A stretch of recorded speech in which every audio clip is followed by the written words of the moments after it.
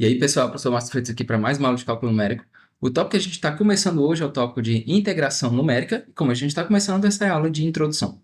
Nessa aula de introdução, a gente vai. Nessas aulas de integração, a gente vai ver esses tópicos bem aqui, esses temas bem aqui. Hoje, a gente vai ver o tema de introdução.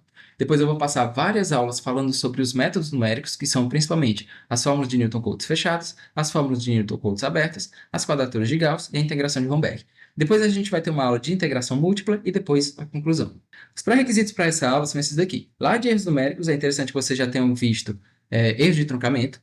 É interessante que vocês tenham visto também as nossas aulas de interpolação. E é essencial que vocês tenham visto lá no cálculo como calcular a integração analítica. Na aula de hoje, que é a aula de introdução, a gente vai dar a definição do problema, vai ver a teoria matemática, vai falar o que é quadratura e eu vou dar a conclusão da aula de hoje. Suponha que eu tenha esse problema aqui. Eu tenho um paraquedista que está caindo, e conforme ele estava caindo, eu consegui medir a velocidade dele em determinados tempos. Então, em 0 segundo, eu tinha a velocidade dele. Em 1 segundo, eu tinha a velocidade. 2 segundos, eu tinha a velocidade, e assim por diante. E a minha pergunta é, qual é a distância percorrida pelo paraquedista enquanto ele estava caindo? Bom, a gente sabe que eu medi tempo e eu medi velocidade. E a gente sabe que a distância que eu quero saber é a integral da velocidade com relação ao tempo. Só que lá na integração, a gente calculava a integração de funções. Aqui não tem uma função, aqui eu tenho uma tabela de pontos. Como é que eu faço, então, para calcular essa integral dessa tabela de pontos? É isso que a gente vai ver nas próximas aulas, tá? Então, lá no cálculo, a integração analítica, ela funciona quando eu tenho uma função contínua. Então, existem lá as várias regras que a gente aplica para poder calcular a integração de uma função contínua. Aqui no nosso caso, a gente não vai ter uma função contínua. Aqui no nosso caso, para integração numérica, muitas vezes que a gente vai ter uma tabela de pontos. E aí, como é que eu faço então para integrar uma tabela de pontos? Já que a integração tem que ser de uma função, né? Então, é isso que a gente vai ver nas próximas aulas. Outro caso que também pode acontecer é, eu tenho uma função contínua, eu sei qual é a função, eu sei como calcular a função, mas ela é muito complicada de a gente aplicar aquelas regras lá da integração analítica. Então, o que a gente vai fazer é utilizar um método numérico para poder calcular a integral dessa função. Para falar de integração, eu vou começar falando de diferenciação. A gente sabe que a diferenciação e a integração são operações inversas, né? Então, eu vou começar falando de diferenciação. Suponha que eu tenho essa função f de x e eu quero calcular a derivada nesse ponto x0 e y0. Calcular a derivada é a mesma coisa de eu encontrar essa reta que tangencia a função f de x naquele ponto e eu construo um triângulo retângulo onde a hipotenusa desse triângulo retângulo vai ser justamente aquela reta que tangencia a função naquele ponto. E aí eu calculo a tangente desse triângulo retângulo, onde a tangente vai ser dada justamente pelo cateto oposto dividido pelo cateto adjacente, ou seja, ΔY dividido por ΔX. Isso é lá na diferenciação. Mas a integração ela é a operação inversa da diferenciação. Então, a operação inversa de uma divisão vai ser a multiplicação. Então, a integração ela é a multiplicação ΔY vezes ΔX. Mas não é assim tão simples, tá? Não é tão simples por alguns motivos. Primeiro, quando eu multiplico ΔY por ΔX, o que a gente vai ter vai ser a área desse retângulo que está bem aí. E a área desse retângulo não quer me dizer muita coisa. Ela não me dá muita informação. Além disso, se eu variar o ΔX ou variar o ΔY, vai mudar o tamanho desse retângulo, e aí eu não consigo calcular realmente direito, né? O que é que significa esse ΔY vezes ΔX.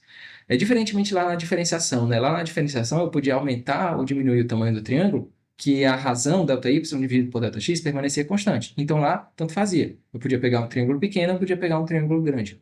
Aqui não. Aqui, se eu aumentar o ΔY, ele vai dar uma outra área. Se eu aumentar o ΔX, ele vai aumentar outra área. Vai me dar outra área. Se eu aumentar os dois, vai me dar outra área. Então, o que é que essa área significa? Tem muitas variáveis aí, digamos assim. Então, o que a gente faz é, o y que a gente vai utilizar, que é a altura desse retângulo, é justamente o y do ponto calculado. Então, essa altura aqui desse retângulo é justamente aquele y0 que foi calculado como f de x0. E o ΔX a gente fixa também. Eu fixo esse tamanho ΔX para poder calcular essa área que está bem aí desse retângulo. Só que o que a gente quer para calcular a integral é calcular a área embaixo de um certo intervalo de uma função, de um intervalo inteiro, que vai de A até B. Então, a ideia é criar vários retângulos e somar as áreas desses retângulos. Quando a gente tem uma quantidade infinita de retângulos dentro desse intervalo, ou seja, em outras palavras, quando esse ΔX vai tendendo a zero, aí a gente vai ter a integral dentro desse intervalo, que vai de A até B. Então, a integral do intervalo que vai de A até B, de y ou de f de x dx, é justamente como se a gente tivesse, quando a gente tivesse uma quantidade infinita de retângulos de base infinitesimal, né? De base bem pequenininha. Só que aí o que acontece? Quando a gente quer calcular no computador, a gente não consegue ter uma quantidade infinita de retângulos, ou a gente não consegue tender essa base a zero. Então, o que a gente faz é dar um passo atrás e, na integração numérica, a gente vai fazer isso daqui. A gente vai calcular o somatório das áreas de vários retângulos. Para cada retângulo, a gente vai ter um certo y diferente, mas o ΔX vai ser sempre o mesmo, tá? Esse ΔX, que é o tamanho da base desse retângulo, vai ser sempre a mesma, que a gente vai chamar sempre de h, tá? Então, h é a distância, é o tamanhozinho de cada uma da base de cada um desses retângulos. Então, a integração numérica vai ser baseada nisso daqui. Eu não posso ir até o infinito, então eu faço uma quantidade finita de retângulos e somo as áreas de todos esses retângulos. Obviamente, vai ter um erro, né? E a gente vai aprender também como calcular esses erros. E aí, a gente vem para a definição de quadratura. A quadratura é justamente a soma das áreas de retângulos, pelo menos essa é a definição que a gente vai utilizar aqui. E qualquer objeto que seja complexo, a gente pode interpretar a fórmula da área dele como sendo a área de retângulos, tá? Ou soma da área de retângulos. Por exemplo, se eu tenho um retângulo, a gente sabe que a área de um retângulo é calculada como base vezes a altura. Se eu tenho um triângulo, a gente sabe, decorado, que a área desse retângulo é calculada como base vezes a altura dividido por 2. Mas se eu pegar essa fórmula, base vezes a altura dividido por 2, eu posso reinterpretar ela como sendo base vezes metade da altura. E eu olhando a fórmula desse jeito, base vezes metade da altura, b vezes h dividido por 2, isso daqui é a área de um retângulo de base b e altura h dividido por 2. Ou seja, a altura desse retângulo é metade da altura do triângulo. E a área desse retângulo que está bem aqui é a mesma área do triângulo. Então, esses dois objetos, que são objetos diferentes, eles têm a mesma área. Isso quer dizer o quê? Que eu tinha um objeto que era um pouco mais complexo, que era um triângulo, e eu consigo reinterpretar a fórmula da área dele como sendo a fórmula da área de um retângulo. Isso acontece pelo seguinte: essa parte que eu deixo de calcular do triângulo, ela está sendo compensada por essas áreas externas ao triângulo que o retângulo tem e que o triângulo não tem, né? Então, o que eu deixo de calcular em uma, eu passo para calcular outra. Uma compensa a outra, digamos assim. E aí é por isso que esses dois objetos eles têm a mesma área. Então, eu tinha um objeto complexo, que era o triângulo, e eu consigo transformar, digamos assim, aquele triângulo num retângulo e calcular a área desse outro retângulo, onde a área desse outro retângulo vai ser a mesma área do triângulo original. Isso também acontece, por exemplo, quando a gente tem o trapézio. Tá? Então, a área do trapézio a gente sabe que é base maior mais base menor vezes a altura dividido por 2. A gente pode reinterpretar isso daqui, essa fórmula da área, como sendo base maior vezes a altura dividido por 2, mais base menor vezes a altura dividido por 2. Então, aqui, olhando só essa fórmula, eu tenho dois retângulos, onde o primeiro retângulo ele tem base b maior, é a base maior, e ele vai ter altura h dividido por 2, e o segundo retângulo tem base b menor, a base menor, e a altura vai ser h sobre 2. Então, esses dois retângulos têm a mesma área do trapézio. Então, eu calcular a área do trapézio é a mesma coisa de eu calcular a área desses dois retângulos. E essa é a ideia de quadratura. Quando eu tenho um objeto complexo, em vez de eu calcular a área diretamente daquele objeto complexo, o que a gente faz é definir vários retângulos que, digamos assim, compensem essa área e somam as áreas desses vários retângulos. E é justamente isso que os métodos numéricos vão fazer. Então, todos os métodos numéricos, eles têm essa ideia bem aqui, onde o que a gente vai fazer é a gente vai calcular, vai encontrar vários retângulos e vai somar as áreas de vários retângulos.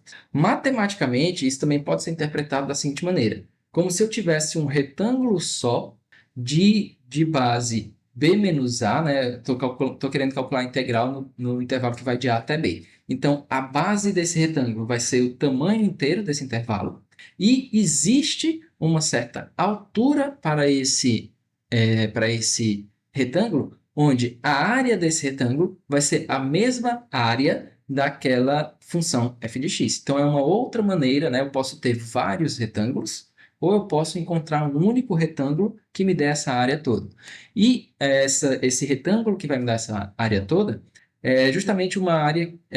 a forma de a gente encontrar é porque existe parte da função área abaixo da função que a gente está deixando de calcular mas existe uma parte do retângulo que a gente está calculando, que está fora da função. Então, essa parte do retângulo que está fora da função compensa aquilo que a gente não está calculando abaixo da função. Uma área compensa a outra. A questão é, qual é esse y, né?